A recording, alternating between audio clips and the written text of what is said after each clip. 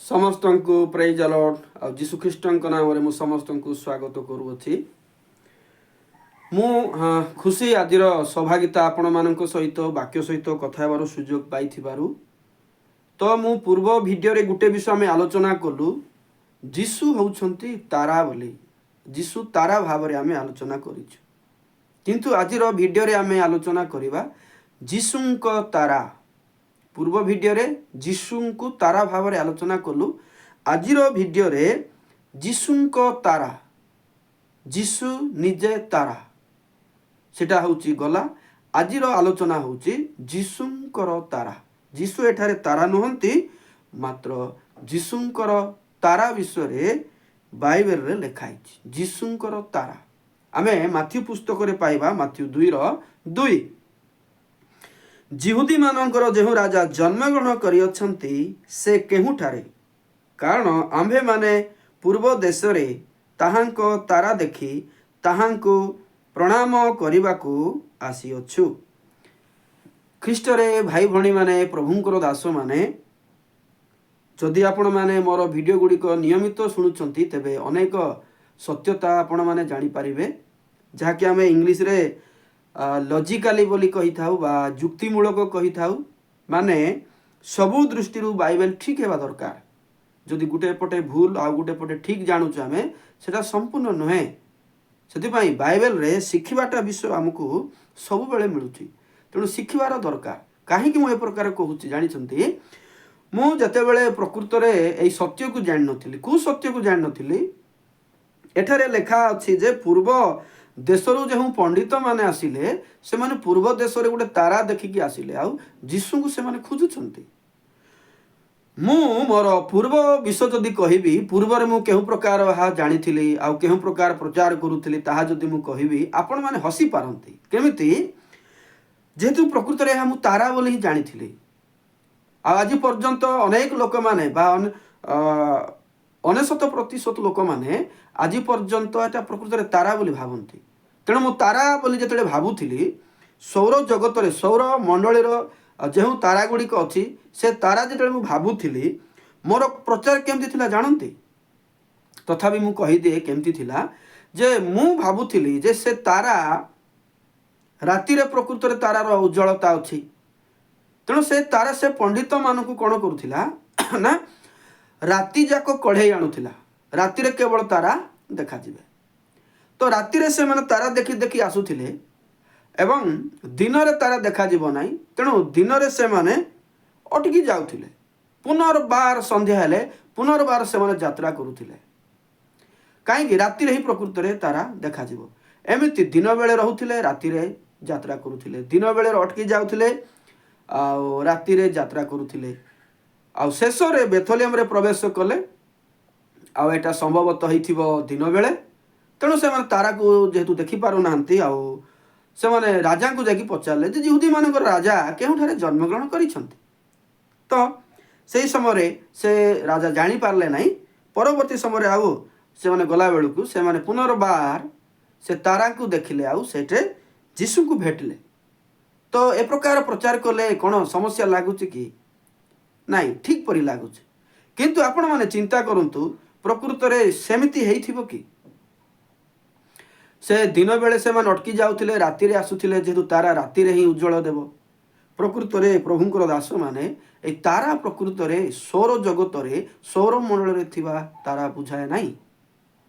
एहा जीशुंकर तारा भाव रे आमे जो आलोचना करूछु एहा सौर जगत रे थिबा तारा नुहे। काहे कि सौर जगत रे जेतिकी तारा अछंती प्रभु से मान को खंजीचंती आ से माने गुटे जगह रु आ गुटे जगह को स्थानांतरित केबे होंती नाही।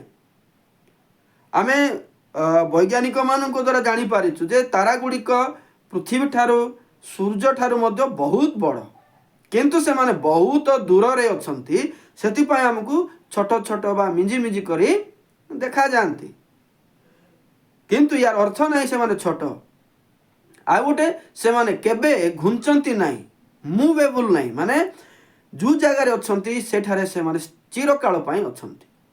तेणु जीशुंको समय जीशुंको जन्म समय जो तारा आसिला जदि आमे से सौर जगतर तारा हिथिबो भाबुचु से कोन घुंची घुंची कि आसिला कि आपण मैंने कहींपारे प्रभु चाहिए कौन करें ना कि प्रभु दृष्टि कौन असंभव कि घुंचिकी आसी पारब ना कि हाँ ठीक कथा किंतु प्रकृत रे प्रभु चाहिए करें किंतु यही जो तारा जो पंडित माने देखिले यही तारा सौर जगतर तारा नुहे एटा सौरमंडल थिबा तारा नुहे एटा प्लाटेन रे जोटा प्लानेट रे जोटा अछि सेटा नुहे प्रकृत रे ए तारा किए एई जो पंडित माने पूर्व देश रे तारा को देखिकी आसिले एई तारा प्रकृत रे किए आमे बाइबल रे केतरा रेफरेंस नहीं कि आलोचना करिबा प्रकाशित 12:4 टिकी पढ़िबा आमे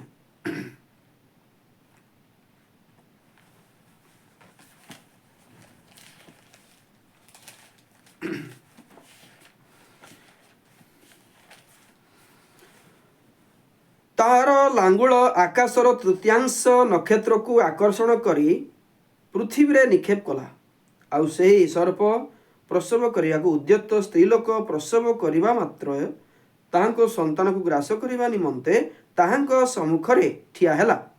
तो एठारे जो गोटे लांगुल अछि से लांगुल आकाशर 3 भाग दूत मान को टाणी आनिला पृथ्वी को ए प्रकार लेखा अछि तळक आहुरी लेखा अछि से विषय में केवेले आपण मानक सहित आलोचना करिवे किंतु आजिर आलोचना होछि तृतीयांश नक्षत्र को से लांगुल टाणी आनिला।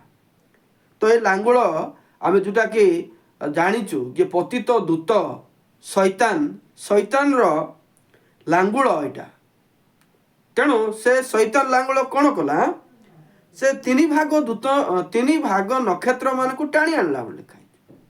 तो एठारे आमे चिंता करिबा 3 भाग नक्षत्र बा तारा मान को टाणी आनला प्रकृत कौन टाणी आनला से शैतान प्रधान शैतान पतित दूत परवर्ती जे शैतान से कौन प्रकृत टाणी आनला कौन प्रकृत सौरजगतर तारा मान को टाणी आनला कि नहीं आपण माने मन रखंतु से प्रकृत रे निज सहित निजे जेहेतु से जड़े दूत से अनेक दूत मान को मध्य परमेश्वर विरुद्ध रे छिड़ा हेबा पई संगठन करिथिला।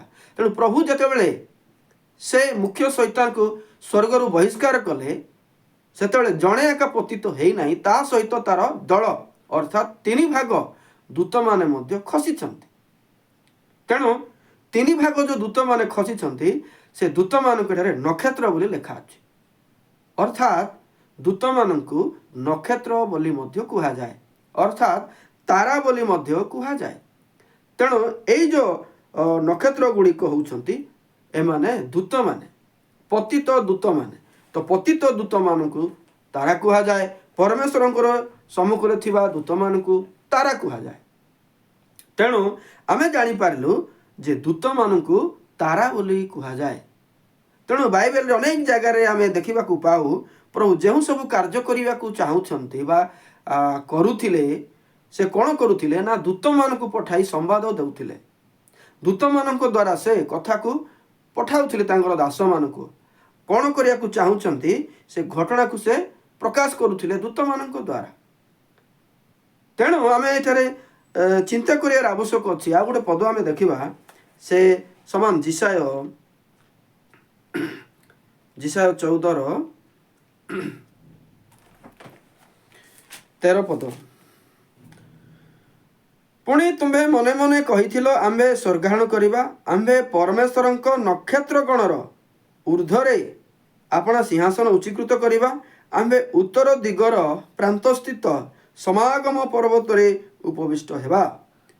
एइटे पुनर्बार जिसाय से शैतान को कहंती तुम्हें तो मने मने कहिथिलो परमेश्वरंकर नक्षत्र गणरे तुम्हें ऊर्ध्वरे छिड़ा हब परमेश्वरंक नक्षत्रर ऊर्ध्वरे तुम्हें सिंहासन स्थापन करिब।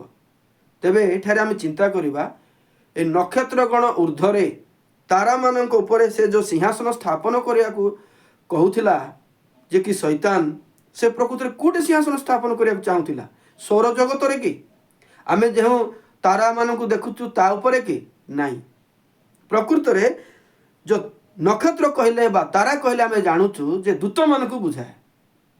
तेणु स्वर्ग रे जेते दूत माने थिले से दूत मानक ऊपर तांको ऊर्ध्वरे से निजर सिंहासन स्थापन करिया को से ଚାହୁଁଥିଲା।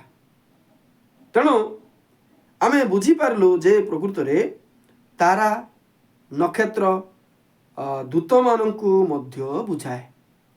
ତେଣୁ ଯେଉଁ ମାଥ୍ୟୁ ପୁସ୍ତକରେ ଯେଉଁ ତାରା ଅଛି, ଯେଉଁ ପୂର୍ବ ଦେଶର ଯେଉଁ ପଣ୍ଡିତମାନେ ଆସିଲେ ତାରା ତାହାଙ୍କର ତାରା ଦେଖି ଆସିଲେ ବୋଲି ଲେଖା ହେଇଛି, ସେ ତାରା ଯେଉଁଟାକି ସୌରମଣ୍ଡଳର ତାରା ନୁହେଁ, ତ ପ୍ରଭୁଙ୍କର ଦୂତ। ଏଇଟା ପ୍ରଭୁଙ୍କର ଦୂତକୁ ସେମାନେ ଦେଖିଲେ ଏବଂ ପ୍ରଭୁଙ୍କର ଦୂତମାନଙ୍କୁ ଯେହେତୁ ତାରା ବୋଲି ମଧ୍ୟ କୁହାଯାଏ, ତେଣୁ ଆମେ ପୂର୍ବ ଦେଶରେ ତାରା ଦେଖିଲୁ ବୋଲିକି କୁହାହେଇଛି।